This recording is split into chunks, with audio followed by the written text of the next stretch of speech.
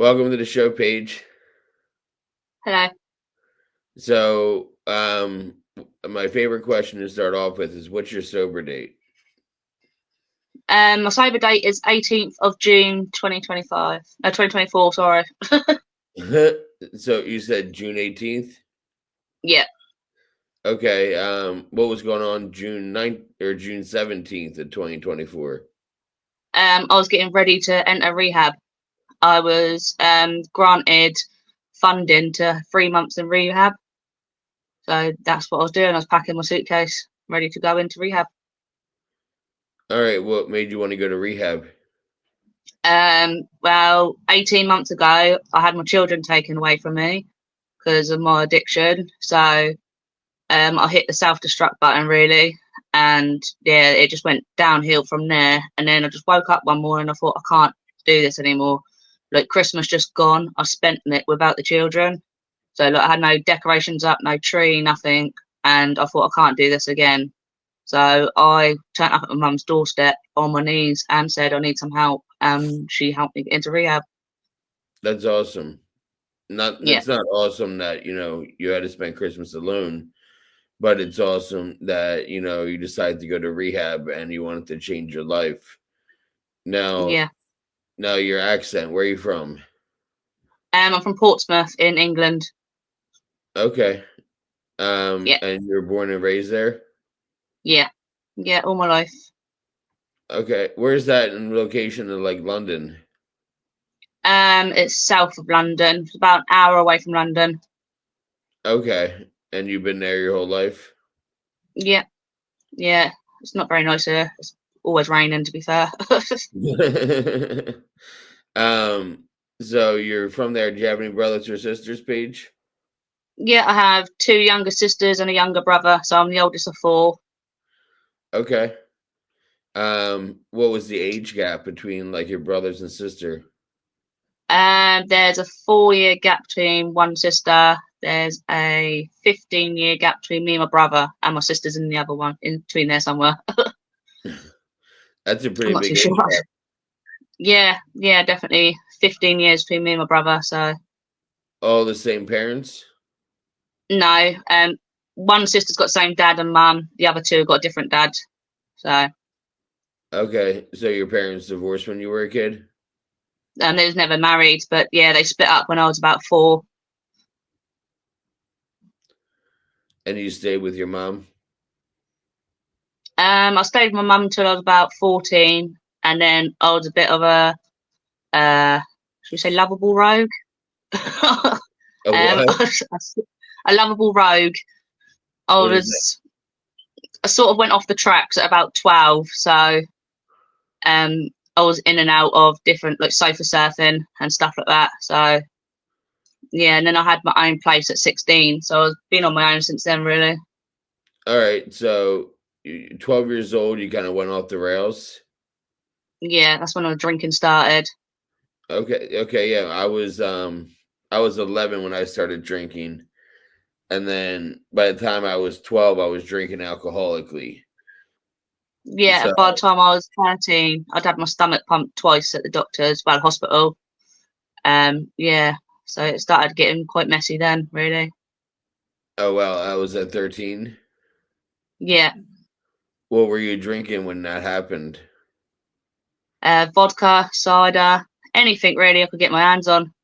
Because obviously I was underage buying it, so it was whatever I could rob from people's houses, what I could get from the shop, like asking older people to get it for me and stuff like that.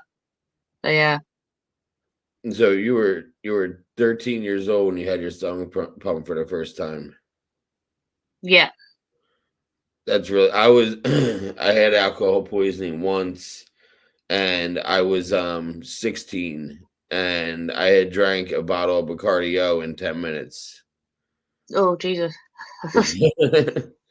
Yeah, it's crazy what we can do when we're at that age. I don't think I'd be able to do it now. Yeah, it's one of those things where when I started really young just like you did, and what was the reasoning you got into drinking at such a young age? Obviously, because over in England, the drinking laws are a bit different. Like we can start younger over here than you can in America. So it's just going out with friends at weekends, like just a Friday night thing, and then like obviously smoking weed as well, just to fit in with the cooler kids and stuff. And then yeah, it just progressed from there really. So yeah, I was when I was 12, I started drinking alcoholically, and I don't mean I was drinking every day, but I was drinking for the effect of, numbing out. Yeah. 'Cause I was bullied as a kid. So, when that happened, I started drinking at 11, but when I was 12, I started drinking to numb my feelings, Hmm. if that makes sense. And, Yeah, that's 100%. what caused you to want to drink at such a young age? Well, there was my brother and sister's dad. He wasn't very nice, so yeah, he done things that stepdad shouldn't do to me. So yeah, and I didn't tell no one until I was about 16. You want to talk about it or no? Um, no, I think I'd rather leave that there. I've Yeah. done a lot of talk about that in rehab. All right. So you're drinking at 12 and you're getting your stomach pumped at 13. Yeah. Um, and you were living with your mom at the time when that happened. Yeah. And then, you said you were 14 when you moved in with your dad. Yeah, I moved in with my dad, who was a heroin and crack addict at the time. And social services ended up giving us a flat together. I didn't go to school for like the whole of year 10. I don't know what that is over in America. Um, and then I went to school one day. The first day I went back to school after moving in with my dad. And when I come back home, the door had been busted. And there was a note on it from the police saying, "Look, come and get your keys." And then my dad ended up doing 3 years in prison. So I stayed in the flat for the weekend with no gas and electric. And my nan found me, and I was literally just on the floor because there was no sofa in the flat or nothing like that. It was literally like a crack den. So yeah. So then I was drinking then. Obviously, my dad had no control over me because I just thought he was a hypocrite really for being a crack and a heroin addict. He couldn't really tell me not to drink anything. So yeah. And then like, obviously 18, the cocaine come in. And then that's what all my main problem was drinking cocaine. And so you weren't doing any hard drugs when your dad was. No, I've never touched none of that. I'll see what it's doing to my dad. So, Yeah. And, what, how come your dad had to go to jail? Was he hold like large possession? no, he was just shoplifting to fund his habit. But where it'd been so many like times and that lot, it all caught up with him. And yeah, they've had enough of it really and said, "Look, you're doing 3 years." And then yeah, And then you were introduced to cocaine when you were a teenager? yeah, yeah. That just started as like a weekend thing as well, like out with friends.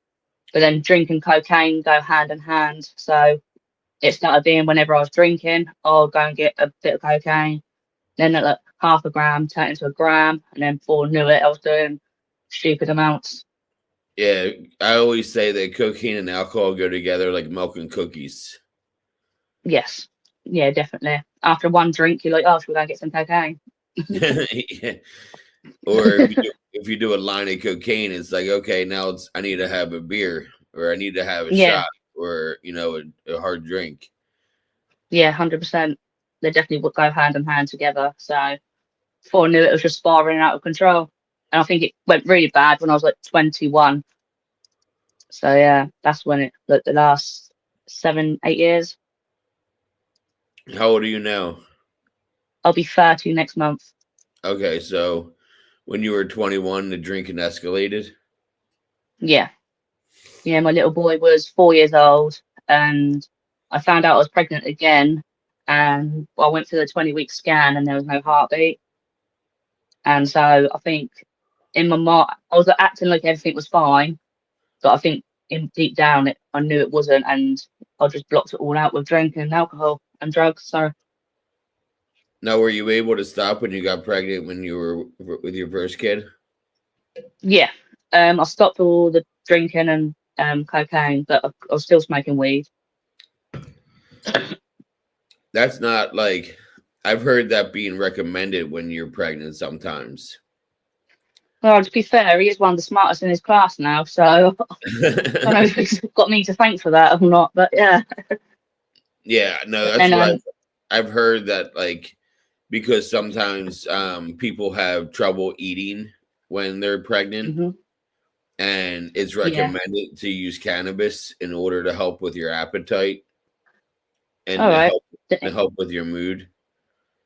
Yeah, I was using mine to like sleep and eat, so yeah, it does make sense. Like I was just dry heaving all the time unless I had a joint, and then that would stop it, and I could eat something. Yeah, as long as you weren't drinking or using cocaine, then you're good.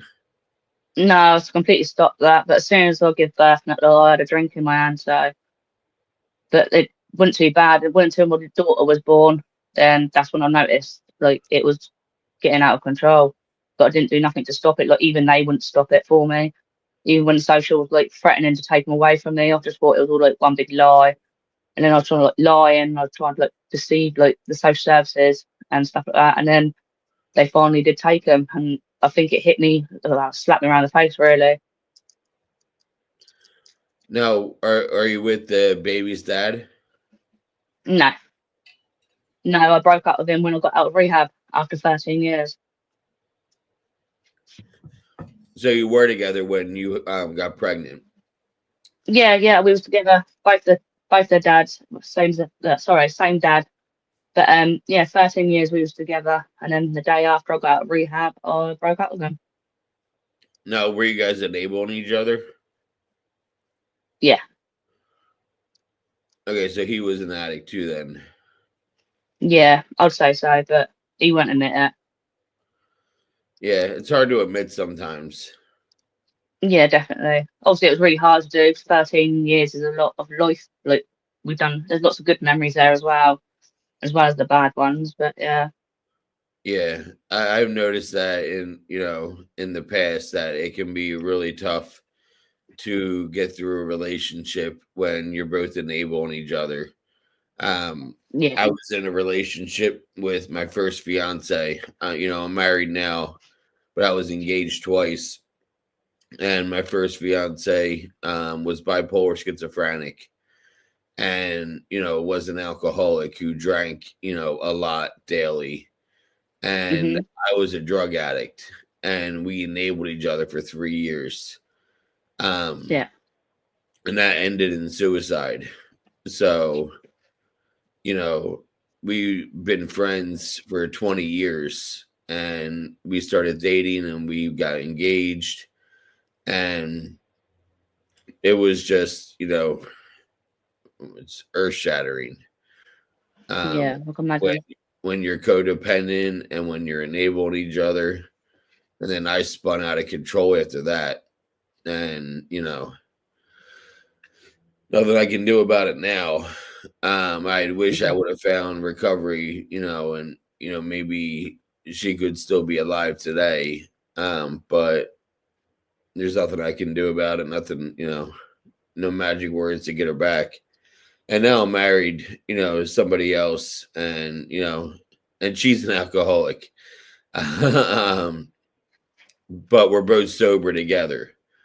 yeah, So, we're not enabling each other anymore. We were for yeah, 9 months, and then we both quit drinking on the same day. Um, so you guys were together for 13 years, so you got together when you were 17, yeah. 17, 18. Yeah, and you had said you got your own place when you were 16. yeah. Now, were you working at 16? No, no, I could never hold a job down. I'd have a job for a couple of weeks or a couple of months, and then I'd always like at the end of the shift, I'd have a drink, or during my shift, I was having a drink, and then most places found out and that lot, or I ended up just walking out because I was bored of it. It wasn't what I wanted to do, sort of thing. I'd rather go and have a drink somewhere, so I just end up walking up most places. Now, um, how are you able to afford moving out on your own? The benefits people help me. Oh, okay. So you guys have a program out there Yeah, the government helps us with things like that. And basically, because I was a homeless teenager, so I got help with that quite a bit. because you were 16 when you moved out from your dad's. Yeah, I went Because to my nan's for a little bit. Yeah, he had gone to prison. yeah. So I went to my nan's for a little bit. Like she was helping out and stuff like that. And then I went to the council and said like I needed my own space and stuff. So that's basically went from there. And you said you finished high school. Yeah, I went to college as well. I did a year in college. I wanted to be a midwife, but I fell pregnant while I was in college, and then obviously got first-hand experience of what midwives do, and I decided that wasn't for me. I was like, I don't want to be a midwife no more. And so you're 16 and you move out on your own, and your drinking is progressing to every day.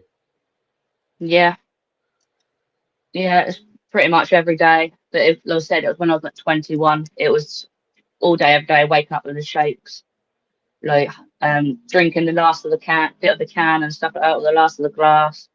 It'd be a bonus if it was still fizzy. If not, then I'd still drink it anyway. Or like tipping all the last little dregs into a big glass and making myself a big drink and stuff like that. Like I had a shop round the corner from me that would give me drink for free, and I just went back on my payday and stuff like that. So I'd rack up a debt with the shop round the corner for drink. Yeah, Oh, like you ran a tab.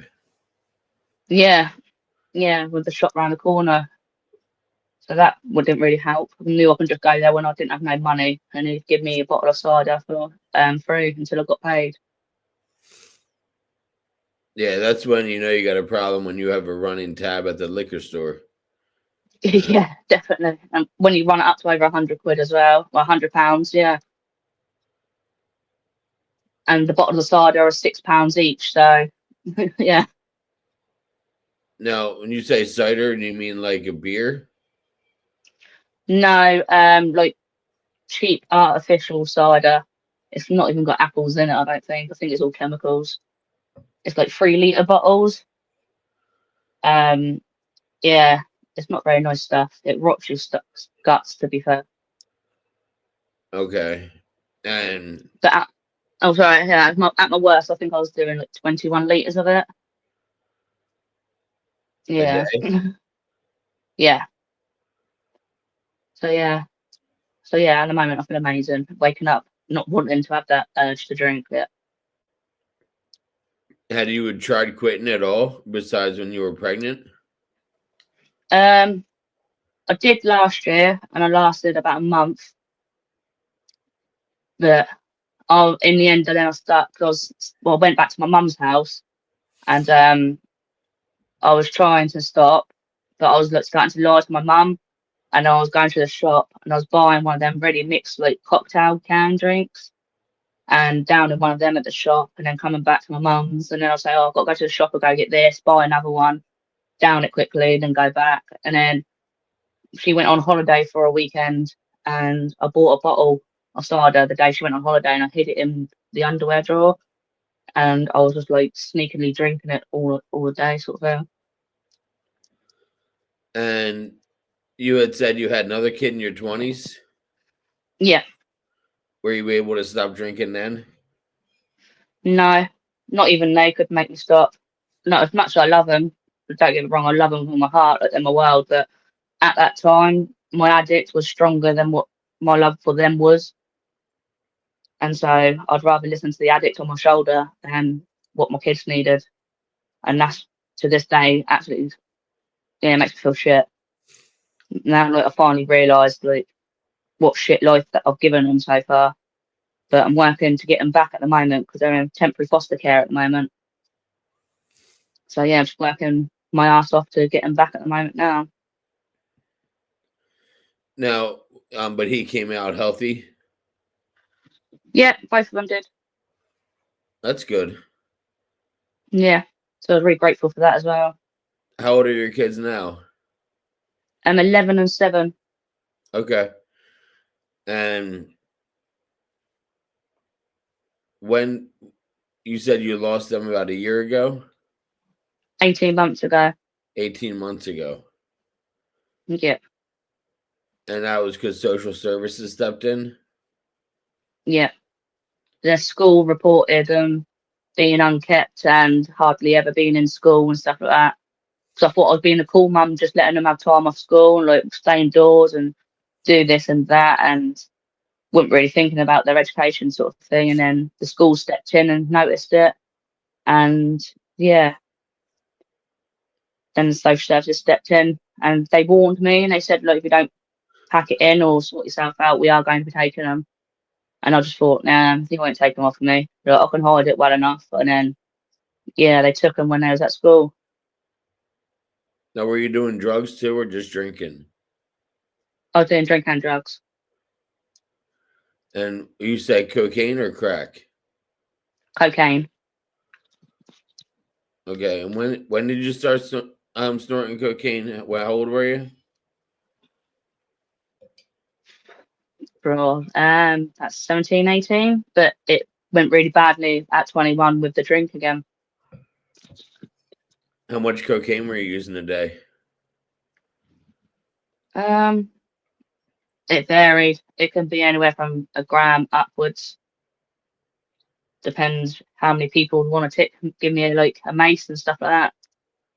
Mace is like where you get it for free and like pay them back later on. Yeah, we call So that a front here.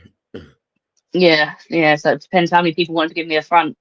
So yeah, I got so many fronts. I was addicted to Percocets, I don't and know what I got that is. what's that? I don't know what their purpose is. I don't know what they are. It's an opiate. Oh, okay, yeah. Yeah, it's like heroin in a pill form, Oh, okay, yeah, yeah, and I was addicted to them for 10 years, and I was spending $200 to $300 a day, and I would get fronts all the time, or yeah, they would spot me the pills, and I would owe them money on payday, and it got so out hmm of hand that when I got sober, I owed my dealer $1,800. yeah, yeah. That sounds about right. It sounds pretty much what happens with me. But I'm all cleared up now, and to like pay it off and stuff like that, I was like doing runs for them, like doing drops for them. Like me and my partner would like take the drugs from them and like run them around and that lot, and then they'd pay us back with the drugs instead of getting money. They'd give us it like cocaine and stuff like that for Yeah, like so doing it for them. yeah, that's what I used to do too. That's funny. I used to the reason he would front me so much is because, he sold pills, and he never wanted to meet people for 3 or 4 pills. And so he would give me all the pills, and then I would run around and distribute all the different pills to different people. Yeah, exactly the same. Yeah. Yeah, we're not Yeah, we're not we're not too different, us, Paige. We started no, drinking at 12, and we started doing I started doing my drugs at 22, and and I was doing all the drops or fronts, or the small sales, getting ones yeah, for free for doing it. And did you have to travel far to get your coke? no, literally my neighbour.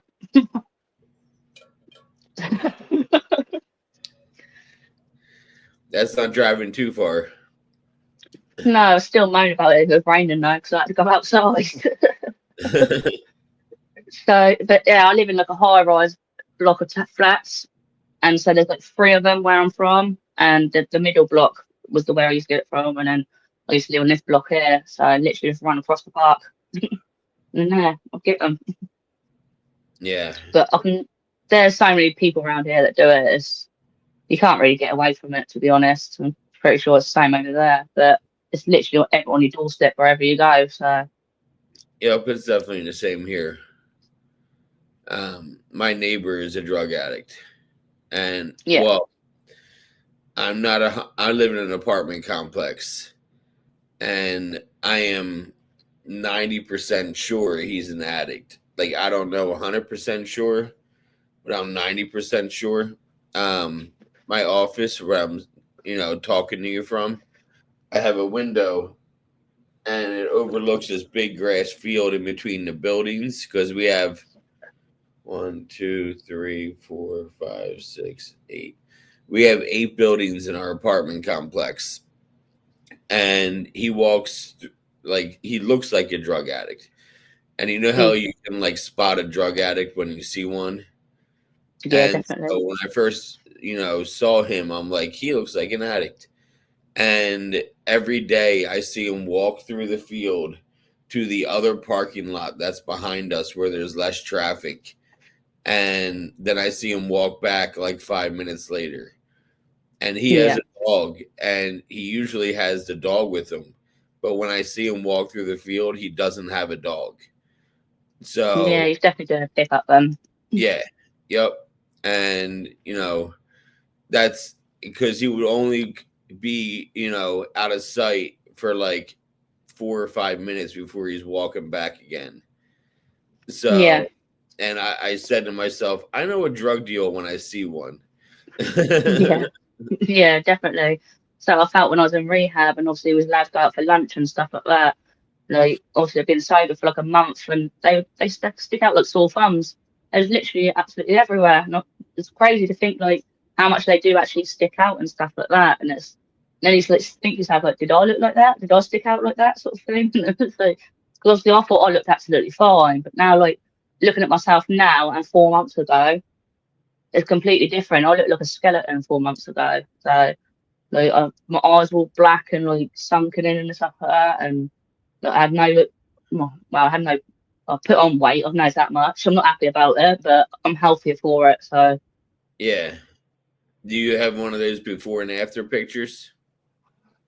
not here. I don't. At my flat, I do, but it's not pretty. When I went to rehab, I still had on last night's makeup and my hair like in a bun on top of my head. It's all greasy. Yeah, I just look like I've been punched in the face, but my eyes are just black, like pandas. And Yeah. yeah, it wasn't Send it to nice. send it to me when you get a chance. Yeah, I will do. Yeah, this way I can make it the cover for the episode. Okay, yeah, that's fine. Yeah. And you were like a skeleton because of all the cocaine you were doing? Yeah, I was hardly ever eating. If I was, it was just like a pot noodle just to line the stomach. So I could say, like, oh, I've eaten today and stuff like that. And even if it's not even a whole pot noodle, it was at least it was a couple of mouthfuls just so I could say I'd had something to eat.